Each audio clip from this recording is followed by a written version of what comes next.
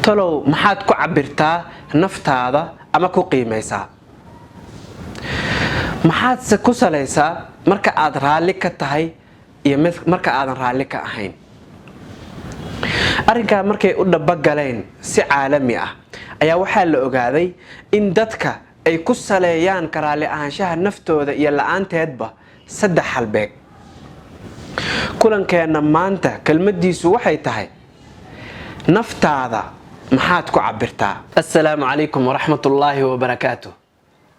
waa maxay 3 halbeeg ee dadka dunida oo dhan ku nool ay ku qiimeeyaan ama ku cabiraan naftooda? dadka markay rabaan in naftooda cabiraan ama qiimeeyaan si ay raalli ugu noqdaan ugu farxaan ama aysan raalli ugu noqonin oo ay uga murgoodaan ama ay u nacaan, laan dad fara badan naftooda nacab afka kama sheegi karaan laakiin naftooda kuma faraxsan. sababtoo waxa arkaysaa mar badan in naftaana iga soo booday uu isnacaya. okay, waa maxay 3 halbeeg ay ku salaysan yihiin cabirada nafta lagu cabiro? halbeega koowaad waxaan leenahay waa muuqaalka banaanka. muuqaalka banaanka jirkaaga sidee u eg yahay? ma kala xirxiran yahay mise jir isku dhaxyaacsan weeyaan? okay, midabka maqaarkaagu leeyahay waa sidee? dadka qaar raalli kama aha midabka maqaarkooda leeyahay, saa daraaddeed say farxad u dareemaan maadaama cabirka naftooda uu ku xiran yahay midabka maqaarkooda ayay bedelayaan. dadka qaar si ay ugu farxaan naftooda waa inay tintooda wax ka bedelaan, oo maalan tintayda ma dheer tahay ma gaaban tahay iyo waxoo dhan.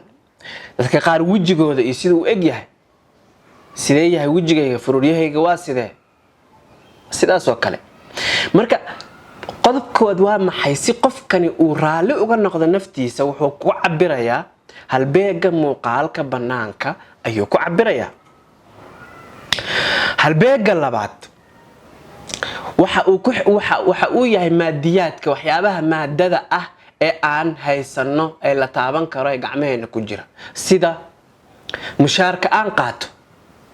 haddii mushaarka aan qaato uu sareeyo uu badan yahay, naftayda qiimay leedahay, waan ku faraxsanahay in mushaarkayga uu weyn yahay. ama dakhli fara badan uu isoo galo, inaan xoolo badan leeyahay oo dadka aan ka lacag badanahay, naftayda ayay qiimo dareensiinaysaa, farxad ayaana ka helaya. oo haddaa kaa qaada ka waran lacagtaas ama mushaarkaaga hoos loo dhiga bil iyo 2 hal mar ayuu isku dhex jabayaa qofka isaga ah, marnamana raalli kama noqonayo naftiisa. saa darteed waxaa arkaysaa dad fara badan markay xaalado adag naftooda soo waajahdo waxay ku fakaraan amaba sameeyaan isdaldalaad, inay meel iska soo tuuraan, naftooda sun siiyaan iyo waxyaabaha la midka. sidoo kale maadadii waxaa ka mid ah xageen deganahay, xaafadee deganahay, ma waxaan deganahay eriyada iyo xaafadda dadka dhaqaalahooda hooseeyo mise dadka high classka ah ayaa xaafadooda deganahay. guriga aan deganahay sidee u yaallaa, fadhiga yaalla noocee waaye, daaha ku xiran modelkee waaye, heblo daahaasa u xiran, wallaahi heblo fadhiga ay soo dhigatay fadhi kala kacsan ay soo dhigatay. qofkaas muxuu qiimaha naftiisa uu ku xiray waxa maadada ah ee la heli karo lana waayi karo. okay, gaariga aan ku socdo modelkiisa noocee waaye, BMW model fulaan miya, Mercedes Benz miya iyo kuwa la midka ah. idan waxa uu ku xiray mobilka aan haysto, mobilka aan haysto modelkiisa noocee waaye. saa daraaddeed selfie iska qaad adoo muraayad ama ku sii jeeda si muraayadii usoo qabato adiga iyo modelka telefoonka aad wadato, sababtoo macnuu kuu sameynaya. qodobka 3aad marka wuxuu yahay waxyaabihii aan soo qabtay naftayda, sida jaamacadda haddaan soo dhigtay, shahaadaadkii aan qaatay, abaalmarinadii la guddoonsiiyey, mashaariicdii iyo projectiskii aan sameeyey ama curiyey aniga, si haddaan ganacsiyo abuuray iyo waxa la midka ah. ma guursaday mise ma guursanin, si gaar weliba gabdhahoo kale waxaa laga yaabaa in la yiraahdo waqtigaa kaa tagay maada guursanin, saasaa laga yaabaa inay darteed u gasho dhibaato fara badan, nafteedana dhibaato ugu soo jiido. ilmo ma dhalay mise ma dhalin, yani qiimaha naftiisa ay leedahay waxay ku xiran tahay inuu ilmo dhalay inuu ilmo dhalin. wax lala yaabo ma tahay mise maaha.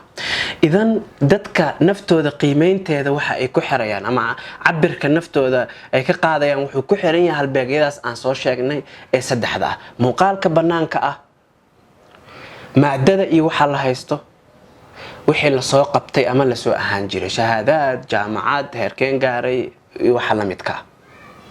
ka waran haddaan ku iraahdo saddexdaas halbeegba waa qalad in nafta lagu qiimeeyo. sababta waa maxay?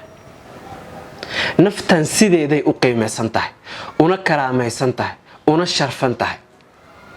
adigu markaa garo ama ha garanin. oo ilaahay subxaanahu wa tacaala qur-aanku wuxuu ku yidhi walaqad karamnaa bani aadam.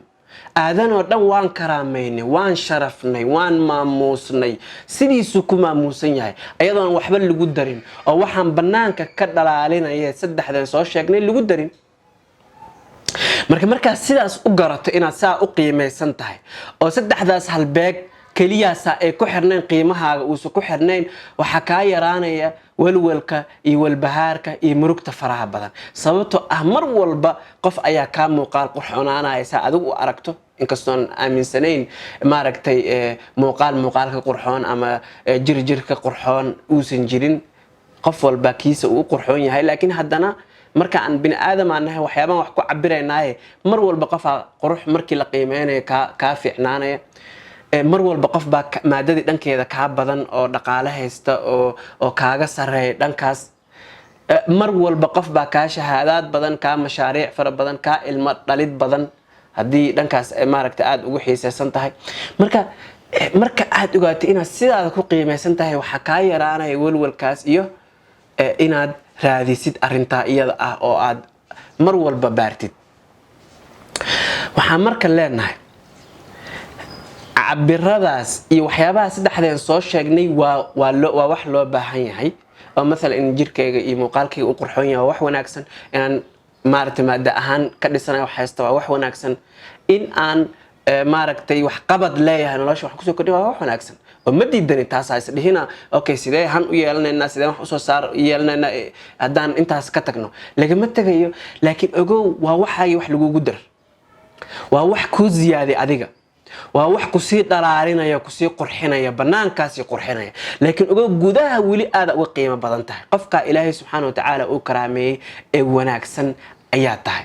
marka waxaan ku leeyahay iska sax halbeegyada ay ku salaysan yihiin cabirka naftaada aad ka qaadayso iyo qiimaha aad siinayso, si aad ugu noolaato nolol raaxo leh oo farxad leh oo aan walwal lahayn, oo aan barbardhig iyo dadka kaleeto waxa ay haystaan u hanqaltaagaynin, xaggana ka xumayn, oo maaragtay gudaha aan ka dareemayn inay liidato oo ay hooseyso. oo waxaan ku leeyahay naftaada maxaad ku cabirtaa? mahadsanid.